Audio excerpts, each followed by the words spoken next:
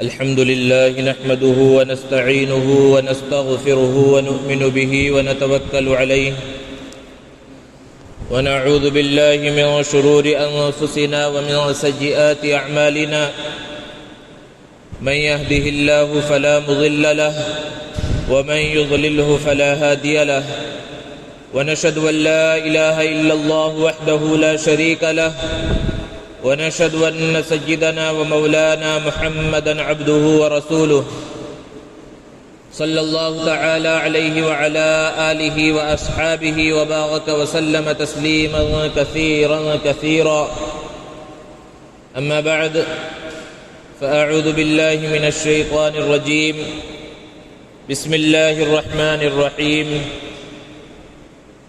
فإن آمنوا بمثل ما آمنتم به فقد اهتدوا صدق الله العظيم. معزز سامعین کرام، بزرگوں اور دوستو، ذی الحجہ کا مبارک اور محترم مہینہ چل رہا ہے اور اس مہینے کی یوم النحر کے اندر ہم اور آپ یہاں پر جمع ہیں. حضرت ابراہیم اور حضرت اسماعیل علیہم السلام کی جو قربانی کی یادگار ہے، اس یادگار کے طور پر مسلمان پوری دنیا کے اندر قربانی انجام دے رہے ہیں، قربانی کر رہے ہیں. جہاں ایک طرف حضرت ابراہیم اور حضرت اسماعیل علیہم السلام کی قربانی ہے اس مہینے کے اندر، وہیں آگے چل کر دیکھیں تو مزید اور قربانیاں ہیں جو اسلام کے جیالوں نے پیش کی ہیں. ان میں سے سر فہرست 18 ذی الحجہ کو حضرت عثمان غنی رضی اللہ تعالی عنہ نے اپنی جان کا نذرانہ پیش کیا، اور پھر اور آگے چلیں تو ذی الحجہ کے آخر میں سیدنا عمر بن الخطاب رضی اللہ تعالی عنہ نے اپنی جان کا نذرانہ پیش کیا. یکم محرم الحرام کو انہیں شہادت ملی، اور پھر اس سے آگے بڑھ کر نواسۂ رسول، نوجوان جنتیوں کے سردار حضرت حسین رضی اللہ تعالی عنہ کی عظیم شہادت ہے. دوستو، ان شہیدوں کا تذکرہ کرنا باعث خیر و برکت ہے، اور صحابہ کرام رضوان اللہ تعالی علیہم اجمعین کا مقام و مرتبہ وہ ہے کہ اللہ رب العزت نے قرآن مجید میں بیان فرمایا رضی اللہ عنہم ورضوا عنہ، کہ اللہ ان سے راضی ہو گیا اور وہ اللہ سے راضی ہو گئے. اس لیے مناسب معلوم ہوتا ہے کہ ان شہداء کا تذکرہ کیا جائے. اور آج کے دن سیدنا عمر فاروق رضی اللہ تعالی عنہ کا مختصر تذکرہ کیا جا رہا ہے. حضرت عمر رضی اللہ تعالی عنہ کی جب ولادت ہوئی اور تھوڑے سے بڑے ہوئے، شعور کی عمر کو پہنچے، تو ان کے اندر وہ ساری خوبیاں تھیں جو ایک ہونہار بچے کے اندر ہونی چاہیے. جرأت، بہادری، دانش مندی، ساری چیزیں ان کے اندر تھیں. شعور کی عمر کو پہنچنے کے بعد اس زمانے میں جو شرفاء کا پیشہ تھا علم حاصل کرنا، اور بہت کم لوگ تھے جو لکھنا پڑھنا سیکھتے تھے اور علم حاصل کرتے تھے اس زمانے میں. حضرت عمر رضی اللہ تعالی عنہ انہی میں سے ہے جنہوں نے لکھنا پڑھنا سیکھا اور علم حاصل کیا. اور جب اور بڑے ہوئے تو ان کے والد نے اونٹ کے چرانے پر لگا دیا. اس زمانے میں اونٹوں کا چرانا کوئی معیوب بات نہیں تھی. بکریاں اللہ کے رسول صلی اللہ علیہ وسلم نے چرائی ہیں، سارے نبیوں نے بکریاں چرائی ہیں، تو یہ کوئی معیوب بات نہیں تھی. لیکن حضرت عمر رضی اللہ تعالی عنہ کا مسئلہ ایسا تھا کہ ان کے والد خطاب انہیں اونٹوں کے چرانے پر لگا دیتے اور ایک میدان میں بھیج دیتے، اور وہ اونٹوں کو صبح سے لے کر شام تک چراتے رہتے. اور جب تھک کر کہیں پر بیٹھ جاتے، تھوڑا سا آرام کرنے کے لیے اپنی پیٹھ زمین پر لگاتے، تو ان کا باپ خطاب آتا اور انہیں لات مار کر اٹھاتا اور کہتا کہ تم یہاں آرام کر رہے ہو، چلو اٹھو اور اونٹوں کو چراؤ. اس بات کو خود حضرت عمر رضی اللہ تعالی عنہ نے بیان کیا جب وہ امیر المؤمنین ہیں، خلیفۃ المسلمین ہیں، آدھی دنیا پر حکومت ہے، اور اس میدان سے گزرے تو انہیں وہ اپنا بچپنا یاد آ گیا، وہ ابتدائی ایام یاد آ گئے، اور اپنے آپ کو مخاطب کر کے کہا، اے عمر، ذرا اس وقت کو بھی یاد کرو کہ تم اونٹوں کو چراتے ہوئے تھک ہار کر اس زمین پر لیٹ جایا کرتے تھے اور تمہارا باپ لات مار کر تمہیں کہتا کہ ذرا چلو اٹھو اور اپنے کام پر لگ جاؤ، اور آج اسلام کی وجہ سے تمہیں اللہ رب العزت نے وہ مقام اور وہ مرتبہ دیا ہے کہ اللہ کے علاوہ تمہارے اوپر اب کوئی حاکم نہیں ہے، تم سب سے بڑے یہاں پر حاکم ہو۔ تو یہ مقام اور یہ مرتبہ انہیں ملا اسلام کی وجہ سے۔ جب بھرپور جوانی کا دور ہے، 27 سال عمر ہے، اللہ کے رسول صلی اللہ علیہ وسلم کو نبوت سے سرفراز کیا گیا، اور جب اللہ کے رسول صلی اللہ علیہ وسلم نے اسلام کا پیغام لوگوں کے سامنے رکھا تو بہت سے لوگوں کو یہ پیغام پسند نہیں آیا۔ آپ کے رشتہ دار بھی آپ کے دشمن بن گئے، آپ کے چاہنے والے بھی آپ کے دشمن بن گئے۔ انہی میں سے حضرت عمر رضی اللہ تعالی عنہ بھی تھے، جنہیں اللہ کے رسول صلی اللہ علیہ وسلم کا یہ پیغام پسند نہیں آیا، اسلام کا یہ پیغام پسند نہیں آیا، اور وہ اللہ کے رسول صلی اللہ علیہ وسلم کے اور مسلمانوں کے دشمن بن گئے۔ اور انہیں جب بھی پتہ چلتا کہ ان کے خاندان کا، ان کے قبیلے کا، ان کی پہچان کا کوئی ایسا شخص ہے یا کوئی خاتون ہے جس نے اسلام کو قبول کیا ہے، تو اس کے پاس جاتے اور اس کو مارتے رہتے، یہاں تک کہ تھک کر بیٹھ جاتے اور پھر دوبارہ مارتے۔ لیکن اسلام کا نشہ ایسا نشہ ہے کہ جب یہ چڑھ جاتا ہے تو پھر اترنے کا نام نہیں لیتا۔ جو ایک مرتبہ کلمہ طیبہ کا اقرار کر لے، پھر وہ اس کو چھوڑنے کے لیے کسی بھی مار پیٹ کی وجہ سے اور کسی بھی ظلم اور زیادتی کی وجہ سے تیار نہیں ہوتا۔ اور اس بات کو حضرت عمر رضی اللہ تعالی عنہ بھی دیکھ رہے تھے کہ وہ جتنا لوگوں کو مارتے، اسلام کے اوپر مضبوطی ان کی اور زیادہ ہو جاتی۔ آخر کار انہوں نے فیصلہ کیا کہ جڑ کو کاٹ دیا جائے، حضور اکرم صلی اللہ علیہ وسلم کا کام تمام کر دیا جائے، اور اس ارادے سے ننگی تلوار لے کر نکلے کہ جا کر اللہ کے رسول صلی اللہ علیہ وسلم کا کام تمام کر دے۔ راستے میں غصے کی حالت میں جا رہے تھے، انہی کے خاندان کے ایک شخص نعیم ابن عبداللہ سے ملاقات ہوئی۔ نعیم نے دیکھا کہ بہت غصے میں جا رہے ہیں، پوچھا عمر کہاں جا رہے ہو؟ تو انہوں نے جواب دیا کہ محمد کا کام تمام کرنے جا رہا ہوں۔ روایتوں کے اندر ہے کہ نعیم ابن عبداللہ بھی مسلمان ہو چکے تھے، لیکن انہوں نے اپنے اسلام کو چھپا رکھا تھا، اور حضرت عمر کو بھی پتہ نہیں تھا کہ انہوں نے بھی اسلام قبول کر لیا ہے۔ حضرت عمر کے گھرانے میں اسلام داخل ہو چکا ہے، لیکن حضرت عمر کو پتہ نہیں تھا، اور اسلام داخل ہوا حضرت سعید رضی اللہ تعالیٰ عنہ، سعید ابن زید جو عشر مبشرہ میں ہے، اور جو حضرت عمر رضی اللہ تعالیٰ عنہ کی بہن فاطمہ بنت خطاب کے شوہر ہیں۔ تو نعیم نے جب سنا کہ حضور صلی اللہ علیہ وسلم کے پاس جا رہے ہیں آپ سے مقابلہ کرنے کے واسطے، آپ کا کام تمام کرنے کے واسطے، تو نعیم نے کہا کہ محمد کا کام تو بعد میں تمام کرنا، پہلے اپنے گھرانے کی خبر لو، تمہاری بہن نے اسلام قبول کر لیا ہے۔ اب وہ کہاں غصے میں محمد صلی اللہ علیہ وسلم کے پاس جا رہے تھے، اپنے رخ کو موڑا اور اپنی بہن کے گھر پر پہنچے۔ اندر بہن موجود ہے، ان کے بہنوئی موجود ہیں، حضرت خباب موجود ہے، قرآن مجید پڑھی جا رہی تھی وہاں پر۔ لیکن جب حضرت عمر کی آہٹ کو محسوس کیا تو قرآن کے جو اوراق تھے اس کو چھپا دیا۔ حضرت عمر رضی اللہ تعالیٰ عنہ ننگی تلوار لے کر غصے کی حالت میں داخل ہوئے، پوچھا کیا پڑھ رہے تھے بتاؤ؟ انہوں نے کہا کچھ بھی نہیں، اور حضرت عمر رضی اللہ تعالیٰ عنہ نے اپنے بہنوئی کو حضرت سعید ابن زید کو مارنا شروع کیا، یہاں تک کہ وہ خون سے لہولہان ہو گئے۔ اپنے شوہر کو بچانے کے واسطے ان کی بہن حضرت عمر رضی اللہ تعالیٰ عنہ کی بہن فاطمہ بنت خطاب آگے بڑھی اور اپنے شوہر کو بچانا چاہا تو بہن کو بھی خوب مارا، یہاں تک کہ وہ بھی خون سے تربتر ہو گئی۔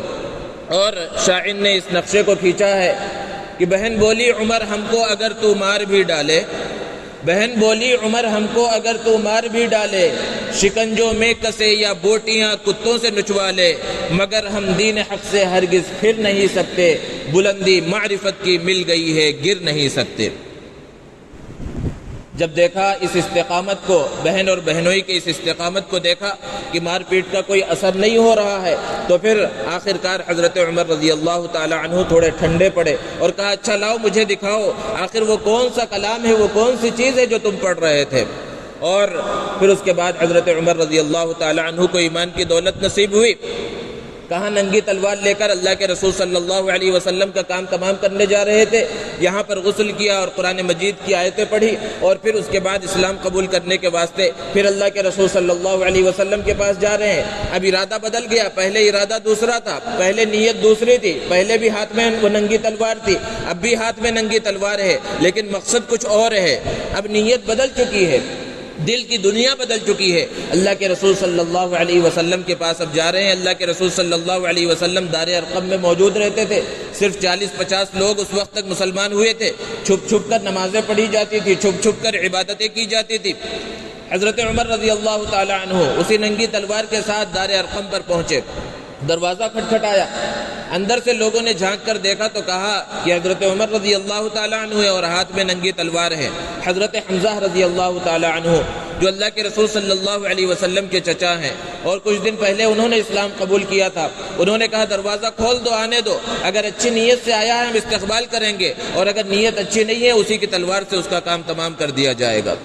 دروازہ کھلا، حضرت عمر رضی اللہ تعالیٰ عنہ اندر تشریف لائے۔ اللہ کے رسول صلی اللہ علیہ وسلم نے پوچھا عمر کیوں آئے ہو، کس ارادے سے آئے ہو، کس نیت سے آئے ہو؟ حضرت عمر رضی اللہ تعالیٰ عنہ نے کہا اسلام قبول کرنے کے واسطے آیا ہوں۔ کلمہ شہادت پڑھا اور مسلمان ہو گئے۔ جتنے مسلمان وہاں پر موجود تھے 40-50 کی تعداد میں، سب نے نعرے تکبیر لگائی وہاں پر اور سب خوشی کے اندر جھوم اٹھے۔ حضرت جبرائیل علیہ السلام فوراً اللہ کے رسول صلی اللہ علیہ وسلم کے پاس آئے اور عرض کیا اللہ کے رسول، حضرت عمر کے اسلام لانے کی وجہ سے زمین پر مسلمانوں نے خوشیاں منائی اور آسمان پر فرشتوں نے اس کے اسلام کی وجہ سے خوشیاں منائی ہیں۔ تو سارے صحابہ جو ہیں وہ حضور صلی اللہ علیہ وسلم کے مرید ہیں اور حضرت عمر رضی اللہ تعالی عنہ مراد ہیں اللہ کے رسول صلی اللہ علیہ وسلم کے۔ اللہ کے رسول صلی اللہ علیہ وسلم نے خود انہیں مانگا۔ روایت کے اندر ہے کہ اللہ کے رسول صلی اللہ علیہ وسلم نے دعا فرمائی تھی کہ حضرت عمر کے ذریعے یا ابو جہل جو اس زمانے میں قریش کا سردار سمجھا جاتا تھا، ان دونوں میں سے کسی کے ذریعے اسلام کو قوت اور طاقت عطا فرما۔ اللہ تبارک و تعالی نے حضرت عمر رضی اللہ تعالی عنہ کے حق میں اس دعا کو قبول کیا اور انہیں اسلام کی دولت ملی۔ اور جب مسلمان ہوئے فوراً کہا اللہ کے رسول صلی اللہ علیہ وسلم جب ہم حق پر ہیں تو ہم علی الاعلان اور کھلم کھلا جو ہے عبادت کریں گے، نماز پڑھیں گے۔ اب یہاں دار ارقم میں اب تک نمازیں ہو رہی تھی، چھپ چھپ کر عبادت کی جا رہی تھی۔ اب 2 صفیں بنی مکہ المکرمہ کے اس حصے میں جہاں مسجد حرام ہے، کعبۃ اللہ کے دامن میں جانے کے واسطے ایک صف کے آگے حضرت عمر رضی اللہ تعالی عنہ ہے اور دوسری صف کے آگے حضرت حمزہ رضی اللہ تعالی عنہ ہے اور آگے اللہ کے رسول صلی اللہ علیہ وسلم چل رہے ہیں۔ اور اس طرح یہ قافلہ کعبۃ اللہ شریف کی طرف، مسجد حرام کی طرف رواں دوا ہوا۔ جب کفار مکہ نے اس منظر کو دیکھا تو ان کے دل بیٹھ گئے کہ اب تو اسلام کو قوت مل گئی۔ اور صحابہ بیان فرماتے ہیں کہ جب حضرت عمر رضی اللہ تعالی عنہ نے اسلام کو قبول کیا تو ہمیں قوت عطا ہوئی، ہمیں شان و شوکت ملی۔ اور پھر ہر موقع پر حضرت عمر رضی اللہ تعالی عنہ اللہ کے رسول صلی اللہ علیہ وسلم کا ساتھ دیتے رہے۔ اور پھر 13 سال کے ظلم و ستم کو سہنے کے بعد وہ ہجرت کا موقع آیا۔ اللہ کے رسول صلی اللہ علیہ وسلم نے مسلمانوں کو حکم دیا کہ اب مکہ سے مدینہ المنورہ ہجرت کر جائیں۔ آخر میں اللہ کے رسول صلی اللہ علیہ وسلم نے ہجرت کی۔ شروع میں جب صحابہ نے ہجرت کی تو چھپ چھپا کر ہجرت کر رہے تھے کیونکہ کفار مکہ ہجرت کی اجازت بھی نہیں دے رہے تھے۔ لیکن جب حضرت عمر رضی اللہ تعالی عنہ کے ہجرت کرنے کا وقت آیا تو وہ مکہ المکرمہ کے اس حصے میں مسجد حرام کے اندر پہنچے، کعبۃ اللہ کے سائے میں پہنچے اور وہاں پر جو کفار مکہ اور سرداران مکہ موجود تھے ان سے کہا کہ میں مکہ چھوڑ کر جا رہا ہوں، میں ہجرت کرنے کے واسطے جا رہا ہوں، اگر کسی کے اندر ہمت ہے اور دم ہے تو فلاں پہاڑی کے پیچھے آ کر مجھ سے مقابلہ کرے۔ لیکن کسی کی ہمت نہیں ہوئی کہ حضرت عمر رضی اللہ تعالی عنہ سے مقابلہ کرے اور وہ اپنے چند ساتھیوں کے ساتھ مکہ المکرمہ سے مدینہ المنورہ روانہ ہوئے۔ اللہ کے رسول صلی اللہ علیہ وسلم نے حضرت عمر رضی اللہ تعالی عنہ کے بارے میں بیان فرمایا کہ اگر میرے بعد کوئی نبی ہوتا تو وہ حضرت عمر رضی اللہ تعالی عنہ ہوتے۔ اور ایک مرتبہ فرمایا کہ عمر تم جس راستے سے چلتے ہو شیطان اپنے راستے کو بدل لیتا ہے، اس راستے پر شیطان نہیں چلتا۔ اتنا ڈر اور اتنا خوف اس کے اندر ہے۔ اور ہر موقع پر اللہ کے رسول صلی اللہ علیہ وسلم کی حفاظت کے واسطے، اللہ کے رسول صلی اللہ علیہ وسلم کا ساتھ دینے کے واسطے حضرت عمر رضی اللہ تعالی عنہ موجود رہتے۔ اور اتنا بڑا مقام و مرتبہ اللہ تبارک و تعالیٰ نے حضرت عمر رضی اللہ تعالیٰ عنہ کو عطا فرمایا کہ بے شمار مواقع قرآن مجید میں ایسے ہیں کہ حضرت عمر رضی اللہ تعالیٰ عنہ کی جو سوچ تھی، جو فکر تھی، ان کی جو رائے تھی، اسی کے مطابق اللہ رب العزت نے احکامات کو نازل فرمایا، آیتیں نازل فرمائیں۔ مفسرین بیان فرماتے ہیں کہ تقریباً 22 مقامات قرآن مجید میں ایسے ہیں کہ جہاں حضرت عمر رضی اللہ تعالی عنہ کی جو رائے، ان کی جو سوچ اور جو فکر تھی، ہو بہو اللہ رب العزت نے اسی طرح کا حکم نازل فرمایا۔ غزوہ بدر کے اندر 70 کافر مارے گئے اور اتنی تعداد میں قید بھی ہوئے تھے۔ جب قیدیوں کو مدینہ المنورہ لایا گیا اور مسجد نبوی کے اندر انہیں قید کر دیا گیا، باندھ دیا گیا، اب ان قیدیوں کے ساتھ کیا سلوک کیا جائے؟ اللہ کے رسول صلی اللہ علیہ وسلم نے اس سلسلے میں صحابہ سے مشورہ کیا۔ اکثر صحابہ کی یہ رائے تھی کہ ان سے فدیہ لے کر انہیں چھوڑ دیا جائے۔ حضرت ابوبکر رضی اللہ تعالی عنہ سے پوچھا تو انہوں نے اپنے مزاج جو جمالی مزاج تھا اس کے مطابق جواب دیا کہ میری بھی رائے یہی ہے کہ ان سے فدیہ لے کر انہیں چھوڑ دیا جائے۔ حضرت عمر رضی اللہ تعالیٰ عنہ سب نیچے کر کے بیٹھے ہوئے تھے۔ آخر میں پوچھا، عمر آخر تمہاری کیا رائے ہے، تم بتاؤ۔ حضرت عمر رضی اللہ تعالیٰ عنہ نے ارشاد فرمایا، اللہ کے رسول میری رائے تو یہ ہے کہ ان میں سے ہر ایک کا کام تمام کر دیا جائے، ہر ایک کی گردن کو اڑا دیا جائے، کیونکہ یہ مسلمانوں کے دشمن ہیں۔ بے شمار موقعوں پر انہوں نے مسلمانوں کو نقصان پہنچایا، اسلام کو نقصان پہنچانے کی کوشش کی، اور ان کے سر کو ان کے دھڑ سے اس انداز میں الگ کیا جائے کہ ان میں سے جو ابوبکر کا رشتہ دار ہے اسے ابوبکر کے حوالے کیا جائے، اور جو میرا رشتہ دار ہے اسے میرے حوالے کیا جائے، میں اس کا کام تمام کروں گا۔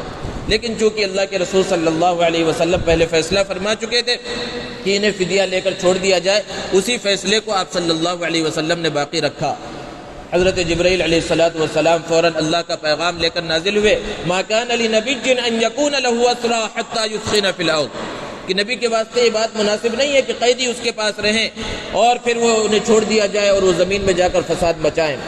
بہرحال اس موقع پر اللہ کے رسول صلی اللہ علیہ وسلم نے ارشاد فرمایا، لو نزل عذاب من السماء ما نجا احد منکم الا عمر، کہ اگر اس موقع پر اللہ کا عذاب نازل ہوتا تم میں سے کوئی بھی نہ بچتا سوائے حضرت عمر رضی اللہ تعالی عنہ کے۔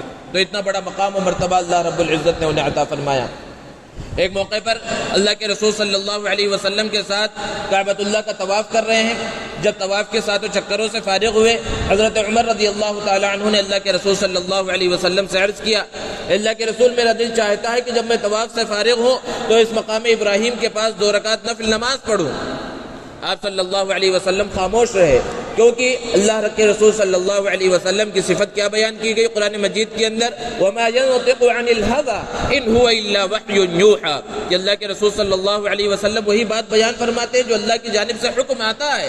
ابھی تک اس سلسلے میں کوئی حکم نہیں آیا تھا، اس لیے خاموش رہے۔ فوراً اللہ کا پیغام حضرت جبرائیل علیہ السلام لے کر پہنچے، وَاتَّخِذُوا مِن مَّقَامِ إِبْرَاهِيمَ مُصَلًّى، یہ مقام ابراہیم کو نماز پڑھنے کی جگہ بنا لو۔ اور اس وقت جو حضرت عمر رضی اللہ تعالی عنہ کی خواہش تھی اس کو حکم بنا دیا گیا کہ جب بھی کوئی مسلمان طواف سے فارغ ہو تو اسے مقام ابراہیم کے پاس 2 رکعت نماز ادا کرنا ہے۔ اللہ کے رسول صلی اللہ علیہ وسلم ایک غزوے کے اندر تشریف لے گئے، ساتھ میں ام المؤمنین حضرت عائشہ صدیقہ رضی اللہ تعالی عنہ بھی تھی۔ واپسی کے موقع پر حضرت عائشہ صدیقہ رضی اللہ تعالی عنہ کا ہار گم ہو گیا، اور لمبا تفصیلی واقعہ ہے، اس کی تفصیل کا موقع نہیں۔ بہرحال جو منافق تھے ان منافقوں نے حضرت عائشہ صدیقہ رضی اللہ تعالی عنہ پر تہمت لگائی، زنا کا الزام لگایا۔ ذرا اندازہ کیجئے، تصور کیجئے کہ شروع سے لے کر اب تک اللہ کے رسول صلی اللہ علیہ وسلم کو بے شمار تکلیفیں دی گئی، آپ کے راستے میں کانٹے بچھائے گئے، آپ کی مبارک پشت کے اوپر اونٹ کی اجڑی ڈالی گئی، طرح طرح سے ستایا گیا، آپ کی پیاری بیٹیوں کو طلاق دلوائی گئی، سب کچھ کیا گیا۔ لیکن یہ بہت بڑی تکلیف تھی جو اللہ کے رسول صلی اللہ علیہ وسلم کو پہنچی۔ اللہ کے رسول صلی اللہ علیہ وسلم ایک صحابی کے پاس جاتے اور ان سے حضرت عائشہ کے بارے میں پوچھتے، حضرت علی رضی اللہ تعالیٰ عنہ سے، حضرت عثمان اور دیگر صحابہ سے پوچھا، حضرت عمر رضی اللہ تعالیٰ عنہ سے پوچھا، عمر تمہاری کیا رائے ہے حضرت عائشہ کے بارے میں؟ حضرت عمر رضی اللہ تعالیٰ عنہ نے پہلے دوسرا سوال کیا، اللہ کے رسول مجھے یہ بتلائیے کہ حضرت عائشہ سے آپ کا نکاح کس نے کرایا؟ کیا ابوبکر نے کروایا یا میں نے کروایا؟ کس نے کروایا؟ حضور اکرم صلی اللہ علیہ وسلم نے ارشاد فرمایا کہ نہیں، حضرت عائشہ سے میرا نکاح اللہ رب العزت نے کروایا ہے۔ تو حضرت عمر رضی اللہ تعالیٰ عنہ نے قسم کھا کر کہا کہ اللہ کی ذات ایسی نہیں ہے کہ اللہ کا نبی تو پاک ہو اور اللہ کے نبی کی بیوی پاک نہ ہو، سبحانک ھذا بہتان عظیم۔ یہ الفاظ نکلے حضرت عمر رضی اللہ تعالیٰ عنہ کی زبان مبارک سے کہ اللہ کی ذات پاک ہے، یہ بہت بڑا بہتان ہے۔ پھر چند دنوں کے بعد جب اللہ رب العزت نے پورے ایک رکوع کے اندر حضرت عائشہ رضی اللہ تعالی عنہ کی براءت کو نازل کیا اور ان کی پاک دامنی کو نازل کیا، تو آخر کے اندر یہ ٹکڑا بہو اس قرآن مجید کا حصہ بنا دیا گیا جو الفاظ حضرت عمر رضی اللہ تعالی عنہ کی زبان مبارک سے نکلے تھے۔ ایک اور موقع پر منافقوں کا سردار عبداللہ بن ابی بن سلول، جب اس کا انتقال ہو گیا تو اس کے بیٹے وہ سچے پکے مسلمان تھے، وہ حضور اکرم صلی اللہ علیہ وسلم کے پاس آئے اور عرض کیا، اے اللہ کے رسول میرے والد کا جنازہ آپ پڑھائیے۔ اللہ کے رسول صلی اللہ علیہ وسلم نے ان کے بیٹے کا دل رکھنے کے واسطے اور دوسرے لوگوں میں اچھا پیغام پہنچے گا، حالانکہ سب جانتے تھے، حضور صلی اللہ علیہ وسلم کو بھی معلوم تھا کہ یہ منافق ہے اور منافقوں کا سردار ہے، اور بے شمار موقعوں پر اس نے مسلمانوں کو اور حضور اکرم صلی اللہ علیہ وسلم کو تکلیفیں پہنچائی، لیکن آپ نے ان کے بیٹے کا دل رکھنے کے واسطے اور دوسرے لوگ اسلام کے قریب ہوں، اس کے قبیلے والے اور دوسرے لوگ، اس نیت سے آپ صلی اللہ علیہ وسلم نے جنازے کی نماز پڑھانے کا ارادہ کیا اور آپ صلی اللہ علیہ وسلم روانہ ہوئے۔ حضرت عمر رضی اللہ تعالیٰ عنہ نے عرض کیا، اللہ کے رسول یہ منافق ہے، یہ کافر ہے، ہمیشہ آپ کے ساتھ اور مسلمانوں کے ساتھ دشمنی کرتا رہا، اس کے جنازے کی نماز مت پڑھائیے۔ اللہ کے رسول صلی اللہ علیہ وسلم جانے لگے، چونکہ ارادہ کر لیا تھا۔ اللہ کا پیغام نازل ہوا، وَلَا تُصَلِّ عَلَىٰ أَحَدٍ مِّنْهُمْ مَاتَ أَبَدًا وَلَا تَقُمْ عَلَىٰ قَبْرِهِ، کہ جن کی موت کفر کی حالت میں ہو گئی ہے، آپ نہ تو ان کے جنازے کی نماز پڑھائیے اور نہ ان کے قبر کے پاس کھڑے ہو کر ان کے لیے دعا وغیرہ کیجیے۔ تو یہ حضرت عمر رضی اللہ تعالیٰ عنہ کی جو رائے تھی، جو فکر تھی، اسی کے مطابق اللہ رب العزت نے قرآن مجید کو نازل فرمایا۔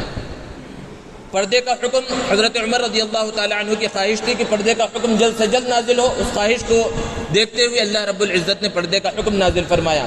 شراب کو اور جوے کو ابتداءً حرام نہیں کیا گیا، بلکہ اس کی مذمتوں کو، اس کی برائی کو پہلے بیان کیا گیا۔ حضرت عمر رضی اللہ تعالیٰ عنہ نے اللہ رب العزت سے دعا کی کہ اللہ شراب کے بارے میں وافی شافی بالکل واضح بیان، واضح حکم کو نازل فرما۔ تو اللہ رب العزت نے حکم نازل فرمایا، انما الخمر والمیسر والانصاب والازلام رجس من عمل الشیطان، وہاں سے شراب اور جوے کو حرام قرار دے دیا گیا۔ بہرحال خلاصہ یہ ہے کہ حضرت عمر رضی اللہ تعالیٰ عنہ کا مقام اور مرتبہ بہت بڑا ہے، اللہ رب العزت نے بہت بڑے مقام اور مرتبے سے ان کو سرفراز فرمایا۔ اور جب حضرت ابو بکر صدیق رضی اللہ تعالیٰ عنہ کی وفات کے بعد آپ کو خلیفہ بنایا گیا، لوگوں نے آپ کے ہاتھ پر بیعت کی، تو پھر اس کے بعد فتوحات کا دور شروع ہوا اور بہت تیزی کے ساتھ علاقے کے علاقے فتح ہونے لگے۔ اور ایسا نہیں تھا کہ صرف علاقے فتح ہو رہے تھے، تقریباً 22 لاکھ مربع میل پر حضرت عمر رضی اللہ تعالی عنہ کی حکومت تھی۔ علاقے جس طرح فتح ہو رہے تھے، نئی نئی چیزیں، ایسی چیزیں حضرت عمر رضی اللہ تعالی عنہ نے ایجاد کی، ایسے قوانین بنائے کہ اس سے پہلے کسی نے وہ قوانین نہیں بنائے تھے۔ سب سے پہلے حضرت عمر رضی اللہ تعالی عنہ نے جو مفتوحہ علاقے تھے ان کو الگ الگ شہروں کے اندر بانٹا، الگ الگ شہر بنائے، اور پھر وہاں پر نہریں کس انداز میں جو ہے شہروں کے اندر پانی پہنچے اس کا انتظام کیا، اور فوجی چھاونیاں قائم کی، اور فوج کا نظام، فوج کے نظام کا مطلب کیا ہے؟ فوج کے نظام کا مطلب یہ ہے کہ اس سے پہلے بھی جہاد ہو رہا تھا، لوگ جا رہے تھے، لیکن باقاعدہ کوئی فوجی نظام نہیں تھا، یعنی انہیں کوئی وظیفہ یا کوئی تنخواہ نہیں دی جاتی تھی، تو اس سے ان کے گھریلو حالات میں بسا اوقات مشکلات پیش آتی تھی۔ حضرت عمر رضی اللہ تعالی عنہ نے اس بات کو متعین فرمایا کہ جو بھی جہاد کے واسطے جائے گا اور جو فوج کے اندر شامل ہوگا اس کا وظیفہ جاری کیا جائے گا۔ اب وہ گھریلو پریشانیوں سے اور گھر کے جو حالات ہیں اس سے بالکل بے فکر ہو کر وہ جہاد کے اندر شریک ہوتا۔ اسی طرح پولیس کا نظام، پولیس اسٹیشنوں کا نظام قائم کرنے کا نظام سب سے پہلے حضرت عمر رضی اللہ تعالی عنہ نے قائم کیا، اور بے شمار مدرسے قائم کیے، بے شمار جامع مسجدیں حضرت عمر رضی اللہ تعالی عنہ نے تعمیر کروائیں۔ حضرت عمر رضی اللہ تعالی عنہ کے دور خلافت میں اور بے شمار کارنامے انہوں نے انجام دیے۔ مسلمانوں کی جو فوج تھی اور جو صحابہ کرام رضوان اللہ تعالی علیہم اجمعین تھے، دور دور کے علاقوں تک پہنچ گئے۔ حضرت عمر رضی اللہ تعالی عنہ ایک مرتبہ رات میں گشت کر رہے ہیں، عام لباس پہن کر کے کوئی انہیں پہچان نہ سکے، وہ گشت کے اوپر جایا کرتے تھے۔ گشت کرتے ہوئے ایک گھر کے سامنے سے گزرے تو وہاں پر ایک بچے کے رونے کی آواز آ رہی تھی، تو بچے کی رونے کی آواز کو سنا، لیکن یہ سوچ کر کہ بچے روتے رہتے ہیں آگے بڑھ گئے۔ پھر جب وہ واپس ادھر سے آئے تو اب تک بھی بچہ رو رہا تھا، تو دروازے پر دستک دی اور پوچھا کہ آخر بچہ کیوں رو رہا ہے؟ تو ایک بوڑھی عورت نے جواب دیا جو اس بچے کی دادی تھی کہ اس کی ماں اسے زبردستی باہر کا کھانا کھلانے کی کوشش کر رہی ہے، اپنا دودھ نہیں پلا رہی، اس وجہ سے یہ بچہ رو رہا ہے۔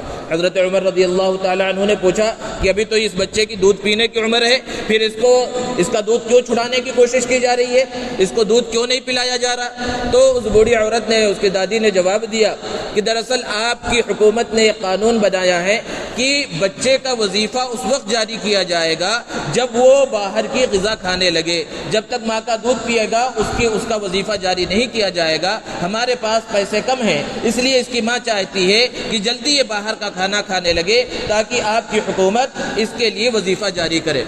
حضرت عمر رضی اللہ تعالیٰ عنہ کو بہت تکلیف پہنچی کہ ہم نے ایسا قانون بنایا ہے کہ جس کی وجہ سے ایک بچہ تکلیف میں ہے, بھوک سے بلبلا رہا ہے, اسے دودھ نہیں مل رہا ہے. صحابہ کرام رضوان اللہ تعالیٰ علیہ مجمعین کو بلایا, ایک میٹنگ کی اور اس قانون کے اندر تبدیلی کی اور قانون کو بدل کر یہ قانون بنایا کہ جب سے بچے کی ولادت ہوگی وہ مستحق ہوگا تو اسی وقت سے اس کا وظیفہ جاری کیا جائے گا. اور ایک مرتبہ بازار کے اندر حضرت عمر رضی اللہ تعالیٰ عنہ گشت کر رہے ہیں, دیکھا ایک بوڑھا شخص بھیک مانگ رہا ہے. حضرت عمر رضی اللہ تعالیٰ عنہ کو بڑا تعجب ہوا اور پریشان ہو گئے, اور پریشان اس وجہ سے ہوئے کہ انہوں نے اپنی حکومت کا نظام ایسا بنایا تھا کہ کسی کو بھیک مانگنے کی نوبت آ ہی نہیں سکتی تھی. اس شخص کو بلایا اور پوچھا کہ آخر تم بھیک کیوں مانگ رہے ہو؟ تو اس نے جواب دیا کہ میں یہودی ہوں اور مجھے یہاں پر ضرورت ہے اس لیے بھیک مانگ رہا ہوں. تو اس سے پورے حالات معلوم کیے, کیا تمہارے پاس کھانے پینے کا انتظام نہیں ہے؟ تو اس نے کہا کہ اتنی کمائی ہو جاتی ہے جس سے کھانے پینے کا انتظام ہو سکے. تو پھر سوال کیا پھر بھیک مانگنے کی ضرورت کیا ہے؟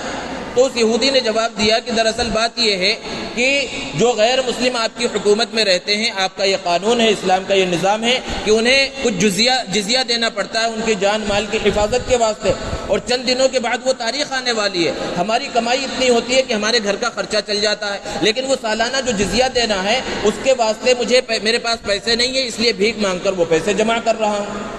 حضرت عمر رضی اللہ تعالیٰ عنہ نے بڑے بڑے صحابہ کو بلا کر اس قانون کے اندر یہ تبدیلی کی کہ جزیہ صرف ان کے اوپر ہے جو نوجوان ہیں, جو طاقتور ہیں, جو صحت مند ہیں اور جو کمانے کی استطاعت رکھتے ہیں, اور جو اس عمر کو پہنچ جائیں جو کما نہیں سکتے, محنت مزدوری نہیں کر سکتے, تو ان غیر مسلموں کا جزیہ بھی معاف کیا جاتا ہے. یہ حضرت عمر رضی اللہ تعالیٰ عنہ نے فیصلہ کیا. حضرت عمر رضی اللہ تعالیٰ عنہ رات میں ایک جگہ سے گزر رہے ہیں, بالکل جنگل کا علاقہ ہے, وہاں پر ایک خیمہ چھوٹا سا لگا ہوا ہے اور وہاں پر ایک خاتون کے رونے کی اور کراہنے کی آواز آ رہی ہے. وہاں پر دستک دی, پوچھا تو ایک صاحب باہر نکلے اور کہا کہ ان کی اہلیہ ہے اور بچے کی ولادت کا وقت قریب ہے اور یہاں پر کوئی دیکھ بھال کرنے کے واسطے نہیں ہے. فوراً گھر گئے اور اپنی اہلیہ کو بلا کر وہاں پر پورے سامان وغیرہ جن چیزوں کی ضرورت ہو سکتی تھی ان سامانوں کے ساتھ وہاں پر پہنچا دیا, اور جب تک بچے کی ولادت نہیں ہو گئی وہاں کی دیکھ بھال کی ذمہ داری اپنی اہلیہ کے سپرد کی. تو یہ تھا نظام حکومت جو حضرت عمر رضی اللہ تعالیٰ عنہ نے قائم کیا تھا. حضرت عمر رضی اللہ تعالیٰ عنہ اپنے زمانے کے آخر میں حج یا عمرے کے واسطے گئے, اور جب واپس آ رہے تھے راستے میں رات ہو گئی اور رات میں کھلے آسمان کے نیچے لیٹ گئے آرام کرنے کے واسطے. آسمان پر ستارے نظر آ رہے تھے, چاند بھی چمک رہا تھا. اس وقت اللہ رب العزت سے ایک دعا کی, اللہم انی اسألک شہادتا فی سبیلک ووفاتا فی بلد رسولک. دو دعائیں مانگی اور دونوں عجیب و غریب دعائیں کہ ایک ساتھ دونوں دعاؤں کا قبول ہونا بظاہر ممکن نظر نہیں آتا تھا. اور دعا یہ مانگی, اللہ مجھے اپنے راستے میں شہادت کی موت عطا فرما اور اپنے رسول کے شہر میں مجھے موت عطا فرما. اب مدینۃ المنورہ جہاں صرف مسلمان ہیں, صحابہ کرام ہیں, وہاں پر شہادت کی موت کیسے مل سکتی ہے؟ شہادت کے واسطے یا تو باہر میدان جہاد میں جانا پڑے گا, اور حضرت عمر رضی اللہ تعالیٰ عنہ کو صحابہ باہر نکلنے ہی نہیں دیتے تھے. ان کی خواہش ہوتی تھی کہ وہ بھی جہاد کے میدان میں جائیں, لیکن صحابہ کہتے تھے آپ یہاں رہ کر حکومت کے نظام کو چلائیے, اور وہاں رہ کر انہوں نے اس طرح حکومت کے نظام کو چلایا اور ایسی ایسی کرامتیں ظاہر ہوئی کہ ممبر پر کھڑے ہو کر جمعے کا خطبہ دے رہے ہیں اور ہزاروں میل دور مسلمانوں کی فوج مقابلہ کر رہی ہے. حضرت ساریہ ان کے جو ہے سردار ہے, اور کفار کے لشکر نے جو ہے مسلمانوں کے فوج کو گھیر رکھا ہے, اور یہاں خطبہ دیتے دیتے ان کے زبان سے الفاظ نکلے, یا ساریہ الجبل, کہ ساریہ پہاڑ کی پناہ لے لو. جو لوگ موجود تھے یہ پریشان ہو گئے کہ ساریہ یہاں کہاں موجود ہے, وہ تو وہاں جو ہے جہاد کے اندر موجود ہے. بعد میں لوگوں نے پوچھا کہ آپ نے درمیان میں ایسی بات کہی جو ہمیں سمجھ میں نہیں آئی, تو انہوں نے بتلایا کہ اصل مسلمانوں کا لشکر مجھے نظر آیا اور ایسا محسوس ہو رہا تھا کہ کفار کے گھیرے میں آ رہے ہیں, تو میں نے انہیں کہا کہ پہاڑ کی پناہ لے لو, اور انہوں نے پہاڑ کی پناہ لی اور مسلمانوں کا لشکر کامیاب ہو گیا, فتح یاب ہو گیا. بعد میں جب وہاں کے لوگ لوٹ کر آئے تو انہوں نے کہا جب ہم پریشانی کے حال میں تھے تو حضرت عمر رضی اللہ تعالیٰ عنہ کی آواز سنی تھی, اور ان کے اس بیان پر اور ان کے اس فرمان پر عمل کرتے ہوئے پہاڑ کی پناہ ہم نے لی تھی, تو اس وقت ہمارا جو لشکر تھا وہ بچ گیا تھا کفار سے اور ان کے حملے سے.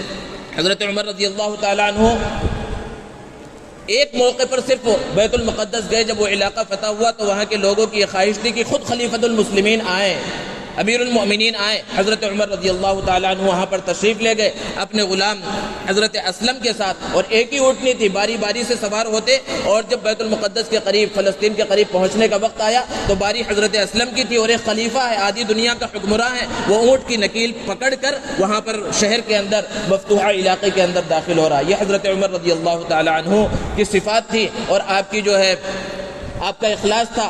ممبر پر کھڑے ہوئے ہیں، نیا جوڑا پہن کر خطبہ دے رہے ہیں، عام لوگوں کو یہ اجازت تھی کہ ان سے سوال کر سکتا ہے۔ ایک شخص کھڑا ہو گیا اور کہا کہ مسلمانوں کو جو مال غنیمت ملا تھا اس میں سے جو لوگ جنگ کے اندر شریک تھے انہیں جو کپڑا ملا تھا وہ کپڑا اتنا تھا کہ اس سے ایک مکمل جوڑا نہیں بن سکتا تھا، لیکن آپ تو مکمل جوڑا پہنے ہوئے، آپ کیا آپ نے زیادہ لے لیا مال غنیمت میں سے؟ تو انہوں نے کہا میں نے زیادہ نہیں لیا، میرے بیٹے یہاں پر موجود ہیں، انہیں بھی حصہ ملا تھا، انہوں نے اپنا حصہ بھی مجھے دے دیا، اس لیے دو کپڑوں کو ملا کر مکمل ایک جوڑا بنایا گیا ہے۔ تو بہرحال وہ شہادت کا موقع آیا اور وہ دعا بھی قبول ہوئی۔ حضرت عمر رضی اللہ تعالیٰ عنہ فجر کی نماز کے واسطے مسجد نبوی کے اندر ممبر رسول کے بازو میں محراب رسول کے اندر پہنچے فجر کی نماز پڑھانے کے واسطے۔ صفیں درست ہو گئی اور انہی صفوں کے اندر ایک فارسی مجوسی ابو لؤلؤ فیروز جس کا نام تھا، وہ حضرت عمر رضی اللہ تعالیٰ عنہ کو شہید کرنے کے واسطے، آپ کا حملہ کرنے کے واسطے صف کے اندر شامل ہو گیا۔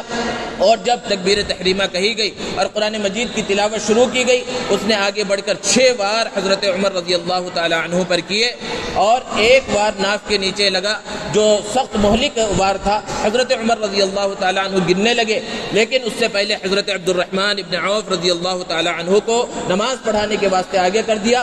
پورے صحابہ موجود ہیں، کوئی کسی نے نماز نہیں توڑی اور وہاں نماز مکمل کی گئی۔